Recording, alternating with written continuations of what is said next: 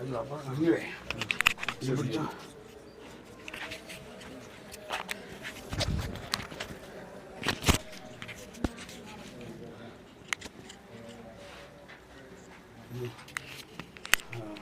ഇത് എല്ലാവരും ഫ്രെയിമിലുണ്ടോ? ഞാനുണ്ട്, ഇവരാരും ഇല്ല. ഈ ഇതില് എല്ലാവരും അവിടെ എങ്ങനെ എല്ലാവരും ഉണ്ടോ? അത് ഇവിടെ തിരിക്കുക, അതാണ് ഞാൻ ചെയ്യാമോ? വന്നോ? എന്താണ് അത് പോട്ടെ. ഓക്കെ, സമയം പോയി. ഞങ്ങൾ ഒരു ഗാനമേള അവതരിപ്പിക്കാൻ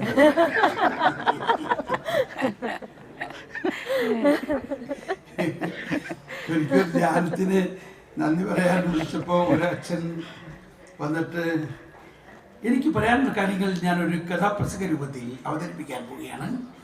ഇതുപോലൊരു ധ്യാനം വേറെ എൻ ജീവിതത്തിൽ കൂടിയിട്ടില്ല.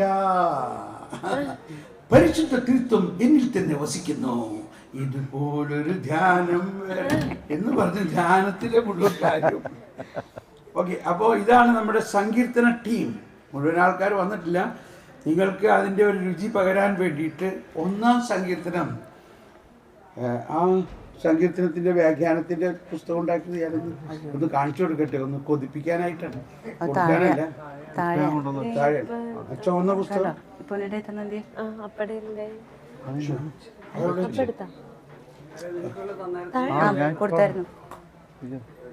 ഓക്കെ, ഷേളി ഉണ്ട് ഇവിടെ. ആ സങ്കീർത്തന പുസ്തകം കയ്യിലുണ്ടായിരുന്നു. അപ്പൊ ഇപ്പൊ നമ്മൾ എവിടെ വെച്ചോണ്ട് പറഞ്ഞത് വർഗീസിന്റെയിലാണ് ഇപ്പോഴോ? എനിവേ, എല്ലാവരും ഒന്ന് ശാന്തമാവും. അവിടെ എന്താ നടക്കണേ? അവര് ഗ്രൂപ്പ് കഴിഞ്ഞിട്ടില്ല. ആ പുസ്തകം എവിടെ വേണേ? ആ സങ്കീർത്തന പുസ്തകം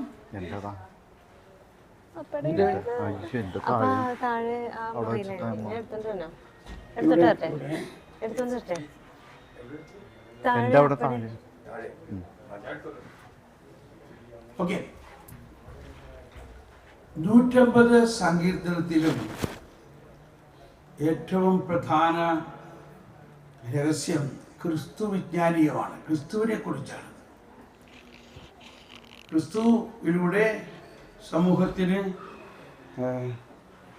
നടത്താനിരിക്കുന്ന ദൈവത്തിൻ്റെ പദ്ധതികളാണ്, പ്രവചനങ്ങളും ആണ് അതിൻ്റെ വിഷയം. അപ്പം ഇത് 150 സങ്കീർത്തനം വ്യാഖ്യാനിച്ചിട്ടുള്ള ഒരു പുസ്തക പരമ്പരയാണ് വിശുദ്ധ അഗസ്തീനോസിൻ്റെ exposition of psalms by saint Augustine. Exposition of psalms. വേറെ ആരും 150 സങ്കീർത്തനത്തിനെയും ക്രിസ്തു വിജ്ഞാനീയമായിട്ട് വ്യാഖ്യാനിച്ചിട്ടില്ല. അപ്പോൾ ഒന്നാം സങ്കീർത്തനം തന്നെ പറയുന്നത് മലയാളത്തിൽ ഇപ്പോൾ ബൈബിൾ തുറന്ന് നോക്കിക്കോളൂ, അവിടെ എഴുതിയിരിക്കുന്ന 2 മാർഗങ്ങൾ എന്നാണ്. 2 മാർഗങ്ങൾ. അപ്പോൾ ആദ്യത്തെ മാർഗം വാസ്തവത്തിൽ ആദമാണ്.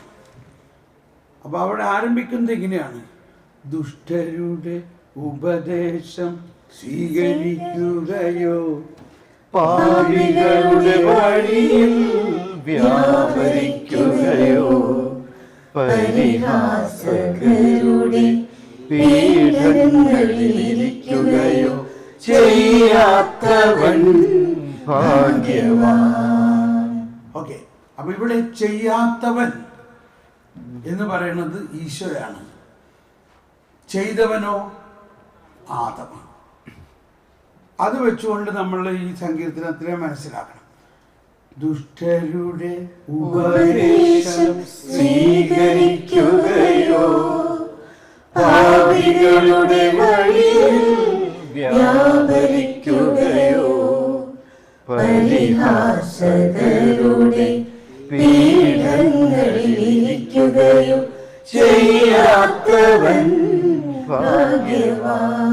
അപ്പൊ അവിടെ ദുഷ്ടരുടെ, അതായത് ആദത്തിന്റെ ഭാര്യയിലൂടെ പിശാചിന്റെ ദുഷ്ടത ആദം സ്വീകരിച്ചു.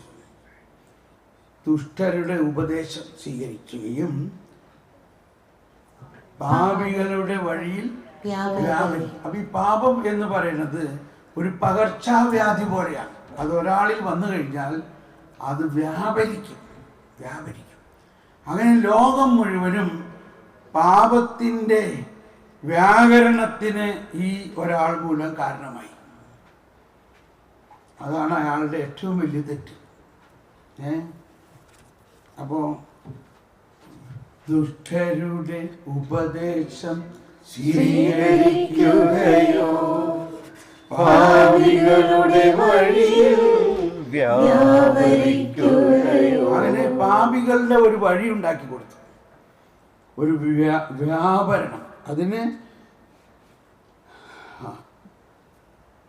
ചെയ്യാത്തവൻ ഭാഗ്യവാൻ.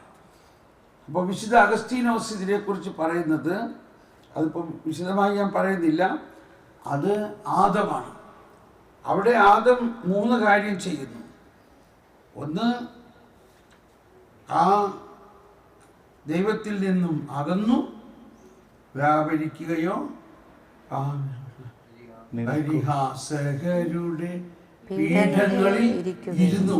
അവിടെ ഇരുന്നു, അതായത് പാപം ചെയ്ത ആള് ആ പാപത്തിനെ വ്യാപരിക്കുന്ന ഒരവസ്ഥ, അത് കഴിഞ്ഞിട്ട് ആ പാപത്തിൽ ഇരിക്കുന്ന അവസ്ഥ. അപ്പോൾ അവിടെ 3 കാര്യങ്ങളാണ്.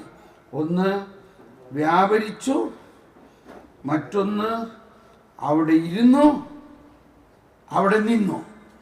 അവിടെയൊന്ന് ദുഷ്ടരുടെ ഉപദേശം സ്വീകരിക്കുകയോ പാപികളുടെ വഴിയിൽ വ്യാപരിക്കുകയോ പരിഹാസകരുടെ പീഠങ്ങളിലിരിക്കുകയോ ചെയ്യാത്തവൻ ഭാഗ്യവാൻ. ഈ ആദ്യത്തെ ഒരു ലൈനാണ് ഈ വിശുദ്ധ ലിഖിതങ്ങളുടെ മുഴുവനും ഒരു സ്ഥായി ഘടകം. ഈ 2 കാര്യമാണ് ഈ ബൈബിൾ മുഴുവൻ്റെയും ഉള്ളടക്കം. അതുകൊണ്ട് ഈ ഒറ്റ വരിയിലാണ് ബൈബിൾ മുഴുവനും സമ്മേളിക്കുന്നത്. ഒന്ന്, ദുഷ്ടരുടെ ഉപദേശം ശ്രവിച്ച് ദൈവത്തിൽ നിന്ന് അകന്നുപോയി, ആ അകന്ന അവസ്ഥയിൽ അവൻ നിന്നു, ആ ആവുന്ന അവസ്ഥയിൽ ആ പാപത്തിൻ്റെ ആസ്വാദനത്തിൽ അവൻ ഇരുന്നു. അതാണ് ആദം. എന്നാൽ അങ്ങനെ ഇരിക്കാത്തവൻ ഭാഗ്യവാൻ. അതാണ് ക്രിസ്തു, യേശു ക്രിസ്തു.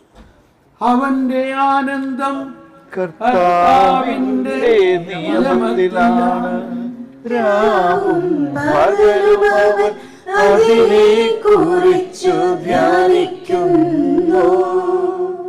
നീർച്ചാലിനരികെ നട്ടതും യഥാകാലം ഫലം തരുന്നതും ഇല കൊഴിയാത്തതുമായ വൃക്ഷം പോലെയാണവൻ.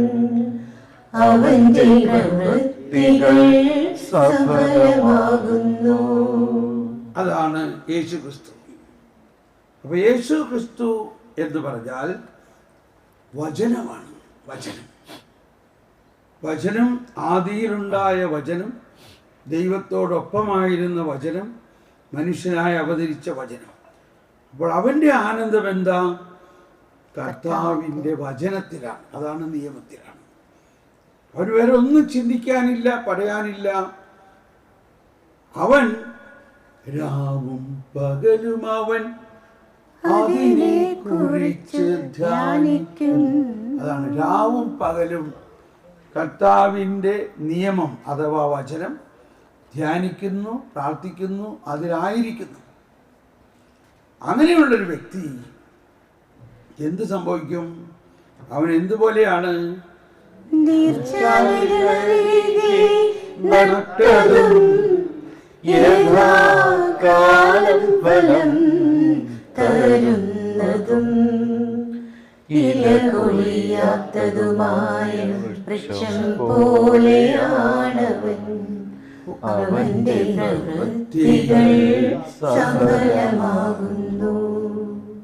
അവൻ നീർച്ചാലിനരികെ. അപ്പോൾ ഇവിടുത്തെ നീർച്ചാല് പരിശുദ്ധാത്മാവിലൂടെ ജന്മമെടുത്തു, പരിശുദ്ധാത്മാവിലൂടെ മനുഷ്യാവതാരം ചെയ്തു. ആ നീർച്ചാലാകുന്ന പരിശുദ്ധാത്മാവിലൂടെ അത് നട്ടു, ചക്കക്കുരു മുളച്ചു, നീർച്ചാലിനരികെ നട്ടു. അതായത് ഈശോ ആകുന്ന വചനമാകുന്ന വിത്ത് പരിശുദ്ധാത്മാവിലും ആയിട്ട് യോജിച്ച് പരിശുദ്ധ കന്യാമറിയത്തിൻ്റെ ഗർഭത്തിൽ അത് മുളച്ചു, അവിടെ പ്രസവിച്ചു. അങ്ങനെ അത് വളർന്നു. ആ വളർച്ചയിൽ അതിൻ്റെ ഇല കൊഴിയില്ല. മറ്റുള്ള വർഷങ്ങളിലെല്ലാം ഇല കൊഴിയും. നമുക്കറിയാം ക്രിസ്മസ് ട്രീ ഈ ഇല കൊഴിയില്ല. ക്രിസ്മസ് ട്രീ ഇതാണ്, അതിന് ഇല കൊഴിയില്ല. അപ്പോൾ ക്രിസ്തുവിൻ്റെ വചനത്തിൽ ജീവിക്കുന്ന ആള് ഈ നീർച്ചാലിനരികെ നട്ട വൃക്ഷം പോലെ എപ്പോഴും ഇല കൊഴിയാത്തതുമായ വൃക്ഷം പോലെയാണവൻ. അവിടെ രണ്ട് കാര്യം. യഥാകാലം ഫലം തരുന്നു. യഥാകാലം എന്ന് പറയുന്നത് യേശുവിൻ്റെ ജീവിതത്തിൽ ഉള്ള വ്യത്യസ്ത കാലങ്ങളാണ്. നമ്മൾ ആരാധനാക്രമത്തിലെ കാലങ്ങളില്ലേ, ആ കാലങ്ങളെല്ലാം യേശുവിൻ്റെ ജീവിതത്തിലെ കാലമാണ്. ഒന്ന് പിറവിക്കാലം, പിന്നെ യേശുവിൻ്റെ ജ്ഞാനസ്നാനത്തിൻ്റെ ദനഹാകാലം, യേശുവിൻ്റെ പരസ്യ പ്രഘോഷണകാലം, യേശുവിൻ്റെ പീഡാസഹനകാലം, യേശുവിൻ്റെ ഉയർപ്പുകാലം. ഈ ഓരോ കാലത്തിലും ഈ വൃക്ഷം വ്യത്യസ്ത ഫലങ്ങൾ പുറപ്പെടുവിക്കുന്നു. ഒന്നുകൂടി. നീർച്ചാലിനരികെ നട്ടതും യഥാകാലം ഫലം തരുന്നതും ഇല കൊഴിയാത്തതുമായ വൃക്ഷം പോലെയാണവൻ. അവന്റെ പ്രവൃത്തികൾ സഫലമാകും. അവന്റെ പ്രവൃത്തികൾ സഫലമാകും. ആ ഈശോ ഈ വചനവും പരിശുദ്ധാത്മാവിലൂടെയും നൽകിയ പ്രവൃത്തി സഫലമാകുന്നു എന്ന് പറയുന്നത് ഉയർപ്പാണ്. ഉയർപ്പ്. യേശു പീഡ സഹിച്ചു മരിച്ചു ഉയർത്തപ്പോൾ സകല പ്രപഞ്ചത്തെയും തൻ്റെ ശരീരത്തിൽ ഉയർപ്പിച്ചു. ഈ പ്രപഞ്ചം മുഴുവനും ഒരു പുതിയ അസ്തിത്വം നൽകി. അതാണ് ഈശോ വർഷത്തിലാണ് നമ്മളിപ്പോൾ ക്രിസ്തു യുഗത്തിലാണ്. BC AD, before Christ. പ്രപഞ്ചത്തെ തന്നെ ഈശോ മാറ്റി. അന്ന ഡോമിനി, ആഫ്റ്റർ ക്രൈസ്റ്റ് എന്നല്ല അതിൻ്റെ അർത്ഥം, in the year of the Lord. അപ്പോൾ അവൻ്റെ പ്രവൃത്തികൾ സഫലമാകും. ഇംഗ്ലീഷിൽ ഇങ്ങനെയാണ് പറയുന്നത്, what ever he do prospers. അപ്പോൾ ഇന്നും നമ്മൾ ഈ സങ്കീർത്തനങ്ങളും വചനങ്ങളും രാവും പകലും ധ്യാനിച്ചും പഠിച്ചും ജീവിക്കുന്ന ഒരു വ്യക്തിയുടെ ജീവിതം ഈ നീർച്ചാലിനരികെ നട്ടവൃക്ഷം പോലെ ഇല കൊഴിയാത്തതും എന്തു ചെയ്താലും സഫലമാകും. എന്ത് ചെയ്താലും. ഉദാഹരണം ആരാ? തോമസ് പോൾ. രാവും പകലും എനിക്ക് വേറെ ഒന്നും ചെയ്യാനില്ല, ചെയ്യാൻ അറിഞ്ഞൂടാ. ഈ വചനം പഠിക്കുക, പഠിപ്പിക്കുക, പകർത്തുക, പകർന്നു കൊടുക്കുക. അതുകൊണ്ട് ഞാൻ എന്ത് ചെയ്താലും കാരണം വചനമാണ് പറയുന്നത്. അതുപോലെ കോൺഫിഡൻസ് ആണ്. എന്ത് വേണം? അപ്പോൾ കർത്താവ് ഈശോമിശിഹായുടെ കാര്യമാണ് അവിടെ എഴുതിയേക്കണത്. പക്ഷേ ആ ഈശോ പറയണത് ഞാൻ ചെയ്യണതെല്ലാം നിങ്ങളും ചെയ്യും. എന്നെ അനുകരിക്കുക, എന്നെ അനുഗമിക്കുക. മനസ്സിലായോ? ഇനി വീണ്ടും പറയുന്ന അടുത്ത വാക്കുകൾ ദുഷ്ടന്റെ കാര്യമാണ് ഇനി പറയുന്നത്. വായിക്കും, പാട്. ദുഷ്ടരിങ്ങനെയല്ല, കാറ്റു പറത്തുന്ന പതിരു പോലെയാണവർ. ദുഷ്ടർക്കു ന്യായവിധിയെ നേരിടാൻ കഴിയുകയില്ല, പാപികൾക്കു നീതിമാന്മാർ നീതിമാന്മാരുടെ ഇടയിൽ ഉറച്ചു നിൽക്കാനും കഴിയുകയില്ല. കർത്താവ് നീതിമാന്മാരുടെ മാർഗമറിയുന്നു, ദുഷ്ടരുടെ മാർഗം നാശത്തിൽ അവസാനിക്കും. അപ്പോ ആദത്തിന്റെ പോലെ ആയിരിക്കുന്ന ഒരു വ്യക്തി ആ ദുഷ്ടത പിന്തുടരുകയായിരുന്നുവെങ്കിൽ അവൻ കാറ്റ് പറത്തുന്ന പതിര് പോലെയാണ്. ഉടനെ നമ്മൾ ഇപ്പൊ ഇവിടെ ഉത്ഭവത്തെക്കുറിച്ച് പറയുന്നെങ്കിൽ ഇവിടെ പറയുന്നത് അന്ത്യത്തിനെ കുറിച്ചാണ്. യുഗാന്ത്യത്തിൽ കാറ്റ് പറത്തുന്ന പതിര് പോലെ ദുഷ്ടരുടെ അകത്ത് കഴമ്പില്ല, വിശ്വാസമില്ല, സ്നേഹമില്ല. അവരെല്ലാം ഈ കൊയ്ത്തുകാലത്ത് കാറ്റിടുമ്പോൾ അതിൻ്റെ പതിര് പറന്നു പോകുന്നു, നല്ല വിത്ത് ശേഖരിക്കപ്പെടുന്നു. അങ്ങനെ അവർ പതിര് പോലെയാണ്, കാറ്റ് പറത്തുന്ന പതിര് പോലെ ആയിരിക്കും. ദുഷ്ടർക്ക് ന്യായവിധി നേരിടാൻ കഴിയുകയില്ല. അവർക്ക് ന്യായവിധിയെ നേരിടാൻ കഴിയുകയില്ല. പാപികൾക്ക് നീതിമാന്മാരുടെ ഇടയിൽ ഉറച്ചു നിൽക്കാൻ കഴിയും. അപ്പോൾ നീതിമാന്മാരെന്ന് പറയുന്നത് യേശുക്രിസ്തുവിൽ വിശ്വസിക്കുകയും യേശുക്രിസ്തുവിലൂടെയുള്ള ദൈവനീതി അനുഭവിച്ചവരാണ്. അല്ലാത്തവര് നരകത്തിലേക്ക് പോകും. അവരെ രക്ഷിക്കാൻ ആർക്കും സാധിക്കില്ല. അവർ അതിൽ പിടിച്ചു നിൽക്കുകയാണെങ്കിൽ, മറിച്ച് അവര് പശ്ചാത്തപിച്ച് വരികയാണെങ്കിൽ അവർ നീതിമാന്മാരായി. കർത്താവ് നീതിമാന്മാരുടെ മാർഗം അറിയുന്നു. അപ്പൊ നമ്മൾക്കറിയാം, ഒരു ധനവാനും ലാസറും. ധനവാന്റെ പേര് പോലും അറിഞ്ഞൂടാ, എന്നാൽ ലാസറിന് പേരുണ്ട് കേട്ടോ. അപ്പം പാപികൾക്ക് കർത്താവ് നീതിമാന്മാരുടെ മാർഗം അറിയുന്നു. നീതിമാന്മാരുടെ വഴി ദൈവം തന്നെ കാണിച്ചു കൊടുക്കുക, ദൈവത്തോടൊപ്പമാണ്. ദുഷ്ടരുടെ മാർഗം നാശത്തിൽ അവസാനിക്കും. അവർ അതാണ്. അപ്പോ എന്ത് പറയണു? ഇങ്ങനെ ഒരു ധ്യാനം, ഇങ്ങനെ ഓരോ സങ്കീർത്തനം, ഇതിപ്പോ ഇതിന്റെ കുറച്ച് ഇനി ഇത്. അപ്പൊ ഈ സങ്കീർത്തനങ്ങളിലെ 150 സങ്കീർത്തനവും ഇതിന്റെ ഈ വ്യാഖ്യാനം മലയാളത്തിലേക്ക് പ്രസിദ്ധനായ നമ്മുടെ കുരിക്കൂഴച്ചനെ കൊണ്ട് അദ്ദേഹം മരിക്കുന്നതിന് മുമ്പ് ഞാനിത് ട്രാൻസ്ലേറ്റ് ചെയ്ത് മേടിച്ചിട്ടുണ്ട്. ഇത് ട്രാൻസ്ലേറ്റ് ചെയ്തത് തന്നെ വലിയൊരു അത്ഭുതമാണ്. ഇനി ഇതിനെ ഞാനും ഇതിൻ്റെ കറക്ഷൻസ് എല്ലാം ചെയ്ത് പുസ്തക രൂപത്തിലാക്കിക്കൊണ്ടിരിക്കുകയാണ്. അപ്പം ഇതിപ്പോൾ അങ്ങനെ ഇതൊരു 50 സങ്കീർത്തനത്തിൻ്റെ ഒരു ചെറിയ പുസ്തകം, അങ്ങനെ ഓരോന്നോരോന്നായിട്ട് നമ്മുടെ ടീം അത് ചെയ്തുകൊണ്ടിരിക്കുന്നു.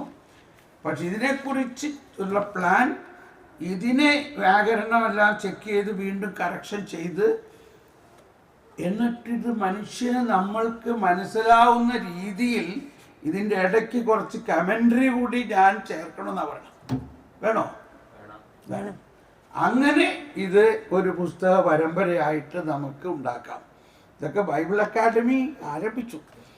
അപ്പോൾ ഇപ്പം നമുക്ക് ഇന്ന് ഉച്ചയ്ക്ക് നമ്മളവിടെ ഭക്ഷണം കഴിച്ചുകൊണ്ടിരിക്കുമ്പോൾ ഒരു ആശയം വന്നത്, നമ്മൾ പണ്ടേ ഉള്ള ആശയമാണ്, പക്ഷെ ഇപ്പോഴത്തെ ഈ പുതിയ വാതാവരണത്തിൽ ഇവിടെ ഇപ്പം നമ്മളിത് അമേരിക്കയിലൊക്കെ സങ്കീർത്തന ധ്യാനം നടത്തിയിട്ടുണ്ടെങ്കിലും നമ്മുടെ ഗായക സംഘം കൂടെ ഉണ്ടായിരുന്നില്ല. ഞാൻ തന്നെ തട്ടിമുട്ടിയൊക്കെ പാടുകയാണ് ചെയ്തിരുന്നത്. എങ്കിലും അത് വളരെ അനുഭവമായിട്ടുണ്ടായിരുന്നു. അപ്പൊ ഇവിടെ നമുക്കൊരു 3 ദിവസം കംപ്ലീറ്റ്ലി ഡിഫറെൻറ്റ്. ഇപ്പൊ ഈ നടത്തിയ ധ്യാനമായി അല്ല, ഓരോ സങ്കീർത്തനങ്ങളും, ഇപ്പൊ ആദ്യത്തെ കുറച്ച് സങ്കീർത്തനങ്ങളോ അല്ലെങ്കിൽ സെലക്ട് ചെയ്തിട്ടുള്ള കുറച്ച് സങ്കീർത്തനങ്ങൾ ഇതുപോലെ അതിൻ്റെ ഓരോ വരിയുടെയും കുറേ കൂടി വിശദീകരിക്കണം. കൂടുതൽ വിശദമായി ആ വരികളെ നമ്മൾ മനസ്സിലാക്കി പഠിച്ച് വിശുദ്ധ അഗസ്തീനോസിൻ്റെ ഈ ഇൻ്റർപ്രിട്ടേഷൻ അനുസരിച്ച് പഠിച്ച് അത് പാടി അത് പഠിച്ച് അത് ആനന്ദിക്കണം. അതിൽ നിങ്ങൾക്ക് താല്പര്യമുണ്ടോ? എത്ര പേര് അതിന് വരാൻ സാധ്യതയുണ്ട്? അപ്പോൾ ആൾറെഡി ഇത്രയും പേരുണ്ട്.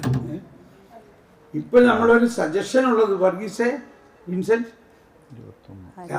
അപ്പോൾ അവർ ഡിസ്കസ് ചെയ്തുകൊണ്ടിരിക്കുകയാണ്.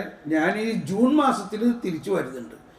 അപ്പോൾ ജൂൺ മാസത്തിൽ ഇതുപോലെയുള്ള ധ്യാനം ഒരെണ്ണം ചിറ്റൂർ വെച്ച് നടത്താനുള്ള പ്ലാൻ ഉണ്ട്. വരദാന അഭിഷേക ധ്യാനം ചിറ്റൂർ. അത് പുതിയ അർത്ഥത്തിനുമായിട്ട് സംസാരിച്ചു കൊണ്ടിരിക്കുന്നുണ്ട്. നാളെ മറ്റന്നാളോ അത് ഫൈനലാവും. അത് ഡേറ്റ് എന്നാണ് പറഞ്ഞേക്കണത്? ജൂൺ 25, 26, 27. എന്താണ് അച്ഛൻ?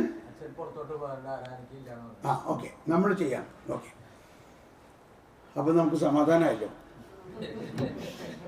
എന്താ പറഞ്ഞാ ആ പ്രഷർ ഇല്ലാണ്ടായി. അപ്പോൾ ഇതൊരുപാട് നാളത്തെ, അതായത് ഏതാണ്ട് 20 വർഷത്തെ നമ്മുടെ വലിയ ഒരു തപസ്യയാണ്. ഈ 150 സങ്കീർത്തനവും ഇവർക്കെല്ലാം മിക്കവാറും ബൈ ഹാർട്ട് അറിയാം. ഇതൊക്കെ പഠന പുസ്തകത്തിൽ നോക്കിയിട്ടാണോ? ഇതെന്തൊരു അത്ഭുതമാണെന്ന് പറഞ്ഞാൽ ഇതിനകത്ത് വേറൊരു ഹീറോ ഉണ്ട് ഇതിന്റെ പിന്നില്. അതാണ് നവോദയ ജിജോ. നവോദയ ജിജോനെ നമ്മൾ കേട്ടേക്കണത് സിനിമാ ലോകത്തിലെ ഏറ്റവും വലിയ ജീനിയസ്. അതായത് കേരളത്തിലെ സിനിമയിൽ ഏറ്റവും വലിയ കാര്യങ്ങളെല്ലാം ചെയ്തിട്ടുള്ളത് ജിജോയാണ്. ആ ജിജോ ഒരിക്കൽ ഞാനുമായിട്ട് സംസാരിക്കാൻ വന്നപ്പോൾ ഞങ്ങൾ സംസാരിച്ചിട്ട് ശരിയായില്ല. പുള്ളിയുടെ ആശയവും എൻ്റെ ആശയവും ശരിയായില്ല. അപ്പോൾ ഒരു 12-1 മണി വരെയൊക്കെ ചെന്നൈയിൽ വെച്ചിട്ട്. അപ്പോൾ പുള്ളി പറഞ്ഞു, നിങ്ങൾ ഈ കരിസ്മാറ്റിക്കും ഞങ്ങൾ ക്രിയേറ്റീവ് ആരുമായിട്ട് ഒക്കില്ല എന്നും പറഞ്ഞ് ബൈ ബൈ എന്ന് പറഞ്ഞ് പുള്ളി അങ്ങ് പോവുകയാണ്. പോണ നേരത്ത് പെട്ടെന്ന് എൻ്റെ അകത്തൊരു പ്രവചനം വന്നു. Jijo, all your creativity come from creator. എനിക്ക് തന്നെ അപ്പോഴാണ് ഇതൊരു വിവരം മനസ്സിലാവുന്നത്. Unless you offer for the glory of the creator, it will not be right. അങ്ങനെ പറഞ്ഞു. ഓക്കെ ഓക്കെ എന്ന് പറഞ്ഞ് പുള്ളി പോയി. പുള്ളി ലണ്ടനിലേക്ക് വെളുപ്പിന് പോകണം. അവിടെ വലിയ ഒരു പടത്തിൻ്റെ പ്രീമിയറാണ്. 2 ദിവസം കഴിഞ്ഞപ്പോൾ പുള്ളി ലണ്ടനിൽ നിന്ന് ഡയറക്റ്റ് ഫോൺ വിളിച്ചിരിക്കുക. ബ്രദർ പറഞ്ഞത് വളരെ ശരിയാണ്. Truly, all my creativity come from the Creator. I am coming back. ബ്രദറിൻ്റെ അടുത്ത ധ്യാനം എവിടെയാണ്? എനിക്ക് ആ ധ്യാനം കൂടണം. ഞാനിതേ നാളെ തന്നെ തിരിച്ചു വരികയാണ്. ഒന്ന് ആലോചിച്ച് നോക്കി. ഒരു മാനസാന്തരത്തിൻ്റെ കഥ, ഒറ്റ പ്രവചനം. അപ്പോൾ ചിറ്റൂര് അടുത്ത ആഴ്ച നമ്മുടെ ധ്യാനം ഉണ്ടായിരുന്നു. ജിജോവും ജിജോയുടെ അപ്പച്ചൻ അല്ലേ, അപ്പച്ചനും നവോദയ അപ്പച്ചനും മമ്മിയും അനുജനും അവരെല്ലാവരും കൂടി ധ്യാനത്തിന് വന്നു. അന്ന് മുതൽ ജിജോ ഈ കൊമേഴ്സ്യൽ ഫിലിമിൽ നിന്ന് കംപ്ലീറ്റ് വിട്ടു. Can you believe it? ഒരുപാട് പേര് അദ്ദേഹത്തിൻ്റെ പുറകെ നടക്കുന്നുണ്ട്, നമുക്കൊരു ഫിലിം ഉണ്ടാക്കണം, ഒരു കുട്ടിച്ചാത്തനും കൂടി ഉണ്ടാക്കണം. പക്ഷേ ജിജോ പറഞ്ഞില്ല, ഐ ആം. അങ്ങനെ ഇരിക്കുമ്പോഴാണ് ഈ സങ്കീർത്തന പ്രോജക്റ്റ് വന്നത്. അപ്പോൾ ആരും ഇതിന് ഒരു ഭാഗവതരും ഇത് പാടാൻ ഇല്ല, അല്ലെങ്കിൽ ട്യൂൺ കൊടുക്കാൻ. അപ്പോൾ ഞങ്ങൾ തന്നെ ഇരുന്നത് ട്യൂൺ കൊടുക്കാൻ തുടങ്ങി. അപ്പോൾ ജിജോന് ഭയങ്കര മ്യൂസിക്കൽ ടാലൻ്റ് ഉണ്ട്. ജിജോ ഇത് കണ്ടിട്ട് ഭയങ്കര ആകർഷിച്ച് ജിജോ ഞങ്ങളുടെ കൂടെ ഫുൾ ടൈം ഓഫീസിൽ വന്നിരുന്ന് രാവിലെ മുതൽ വൈകുന്നേരം വരെ ഇത് ഓരോ സങ്കീർത്തനത്തിൻ്റെ ഓരോ വരികൾക്കും പറ്റിയ ട്യൂണുകൾ കണ്ടുപിടിച്ച് ഗാരേജ് ബാൻഡും ടെക്നോളജി എല്ലാം അതിനുവേണ്ടി സംഘടിപ്പിച്ച്, എന്തിനു പറയാം, ഇപ്പോൾ ജിജോയ്ക്ക് 150 സങ്കീർത്തനവും ബൈ ഹാർട്ടാണ്. ഇപ്പം അദ്ദേഹം നമ്മുടെ പുറകെ നടക്കുന്നത്. ഇപ്പം ഈ സങ്കീർത്തനങ്ങളുടെ POC ബൈബിളിൽ സങ്കീർത്തനങ്ങളെല്ലാം കറക്ഷൻ നടത്തി അതിൻ്റെ വാക്കുകളൊക്കെ മാറി. ഇപ്പോൾ നമ്മളുണ്ടാക്കിയേക്കണ ആ ട്യൂണൊന്നും ഇപ്പോൾ ഉള്ള ഇതനുസരിച്ചാവില്ല. അതുകൊണ്ട് നമ്മളതിന് രണ്ടാമത് ചെയ്യണം. എനിവേ, അപ്പോൾ ഇത്രയും വലിയ ഒരു പ്രോജക്റ്റ്, എൻ്റെ വളരെ ആത്മാർത്ഥമായ ഒരു സാക്ഷ്യം ഇതാണ്. ഈ സങ്കീർത്തനം പഠിച്ചില്ലായിരുന്നുവെങ്കിൽ ഞാൻ ഒരിക്കലും ഈ ആത്മീയ ജീവിതത്തിൽ ഇത്രയും വളരില്ലായിരുന്നു. ഈ സങ്കീർത്തനത്തിലെ ക്രിസ്തു വിജ്ഞാനീയമാണ് എന്നെയും ഞങ്ങളെല്ലാവരെയും വളർത്തിയത്.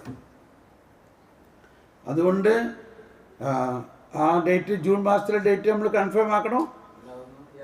അത് പറയാം, പിന്നെ പറയാം.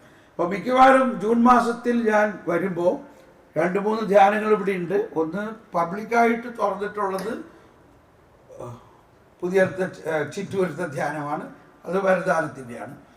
മറ്റ് ഉള്ളത് വേറെ പ്രൈവറ്റ് പ്രോഗ്രാമുകളാണ്. ഒന്ന് ഇവിടെ തന്നെ നമ്മൾ പ്രൊക്ലമേഷൻ കമ്മീഷൻ്റെ ഉണ്ട്, നിങ്ങൾക്ക് അത്യാവശ്യം അതിലും പങ്കിടാം.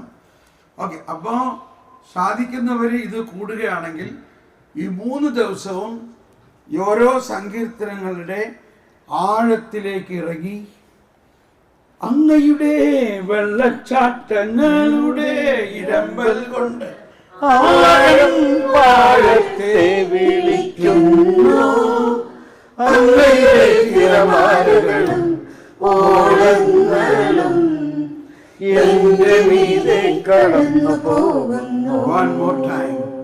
അങ്ങയുടെ വെള്ളച്ചാട്ടങ്ങളുടെ ഇരമ്പൽ കൊണ്ട് ആഴത്തെ വിളിക്കുന്നു, അങ്ങയുടെ തിരമാലകളും ഓളങ്ങളും എന്റെ മീതെ കടന്നു പോകുന്നു.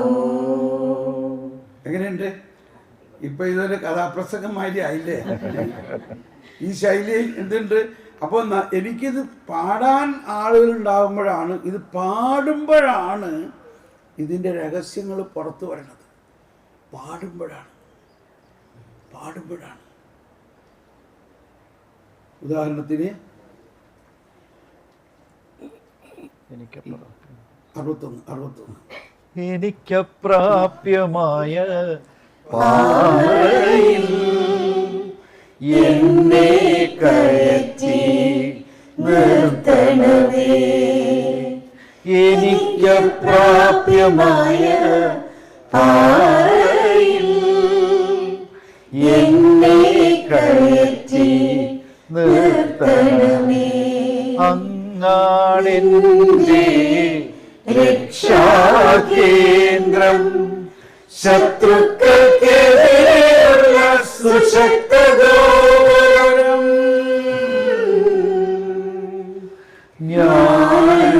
അങ്ങയുടെ കൂടാരത്തിൽ എന്നേക്കും വസിക്കട്ടെ, അങ്ങയുടെ ചിറകിൻ കീഴിൽ ഞാൻ സുരക്ഷിതനായിരിക്കട്ടെ. ഇനി അവസാനമായി 65 സങ്കീർത്തനത്തിലെ വരികൾ പറയാം, പാടാം. ദൈവമേ, സിയോനിൽ വസിക്കുന്ന സ്തുത്യർഹനാണ്, അങ്ങേക്കുള്ള നേർച്ചകൾ ഞങ്ങൾ നിറവേറ്റും. പ്രാർത്ഥന ശ്രവിക്കുന്നവരെ പാപഭാരവുമായി അങ്ങയുടെ സന്നിധിയിൽ വരുന്നു. അകൃത്യങ്ങൾക്ക് അടിമപ്പെടുമ്പോൾ അങ്ങ് ഞങ്ങളെ മോചിപ്പിക്കുന്നു. അങ്ങയുടെ അങ്കണത്തിൽ വസിക്കാമെന്ന് തന്നെ തിരഞ്ഞെടുത്തു കൊണ്ടുവരുന്നവൻ ഭാഗ്യവാൻ. ഹല്ലേലൂയ, ഹല്ലേലൂയ, ഹല്ലേലൂയ, ഹല്ലേലൂയ. ഞങ്ങൾ അങ്ങയുടെ ആലയത്തിലെ വിശുദ്ധ മന്ദിരത്തിലെ നന്മ കൊണ്ട് സംതൃപ്തരാകും. ഞങ്ങളുടെ രക്ഷയായ ദൈവമേ, പ്രീതികരമായ പ്രവൃത്തികളാലെന്ന് ഞങ്ങൾക്ക് മോചനമരുളുന്നു. ഭൂമി മുഴുവനെയും വിദൂര സമുദ്രങ്ങളുടെ പ്രത്യാശ അവിടുന്നാണ്. ഹല്ലേലൂയ, ഹല്ലേലൂയ, ഹല്ലേലൂയ, ഹല്ലേലൂയ. അവിടുന്ന് ശക്തി കൊണ്ട് ഉണക്കി പർവ്വതങ്ങളെ ഉറപ്പിക്കുന്നു. അവിടുന്ന് സമുദ്രങ്ങളുടെ മുഴക്കം തിരമാലകളുടെ അലർച്ചയും ജനതകളുടെ കലഹവും ശമിപ്പിക്കുന്നു. ഹല്ലേലൂയ ഹല്ലേലൂയ ഹല്ലേലൂയ ഹല്ലേലൂയ. അവിടുന്ന് അയ്യോ കിട്ടൂല മോളിലോട്ട്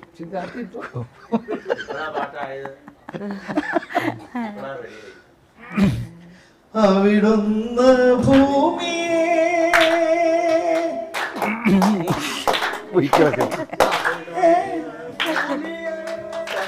സന്ദർശിച്ചതിനെ നനയ്ക്കുന്നു. അന്നതിനെ ഫലപുഷ്ടമാക്കുന്നു. ദൈവത്തിൻ്റെ നദി നിറഞ്ഞൊഴുകുന്നു. അവിടുന്ന് ഭൂമിയെ ഒരുക്കി അവർക്ക് ധാന്യം നൽകുന്നു. ഹല്ലേലൂയ ഹല്ലേലൂയ ഹല്ലേലൂയ ഹല്ലേലൂയ. അവിടുന്ന് അതിന്റെ ഒഴിവു ചാലുകളെ സമൃദ്ധമായി നനയ്ക്കുന്നു. കട്ടയുടച്ചു നിരത്തുകയും മഴ വർഷിച്ചതിനെ കുതിർക്കുകയും ചെയ്യുന്നു. അവിടുന്ന് നിന്റെ മുളകളെ അനുഗ്രഹിക്കുന്നു. സമസരത്തെ അവിടുന്ന്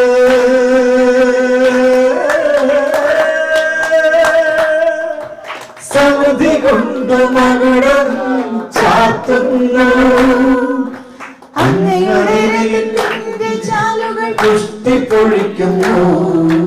മരുപ്രദേശത്തെ പൽപ്പുറങ്ങൾ സമൃദ്ധി ചൊരിയുന്നു. കുന്നുകൾ സന്തോഷമണിയുന്നു. നീച്ചിൽപ്പൂരങ്ങൾ ആട്ടിൻകൂട്ടങ്ങളിൽ കൊണ്ട് ആവൃതമാകുന്നു. താഴ്വരകൾ ധാന്യം കൊണ്ടു മൂടിയിരിക്കുന്നു. സന്തോഷം കൊണ്ടവർ ആർത്തുപാടുന്നു. ഹല്ലേലൂയ ഹല്ലേലൂയ ഹല്ലേലൂയ ഹല്ലേലൂയ. ഹല്ലേലൂയ. എന്റെ ആത്മാവങ്ങയോടൊട്ടി ചേർന്നിരിക്കുന്നു. അങ്ങയുടെ വലത്തു കൈ എന്നെ താങ്ങി നിർത്തുന്നു.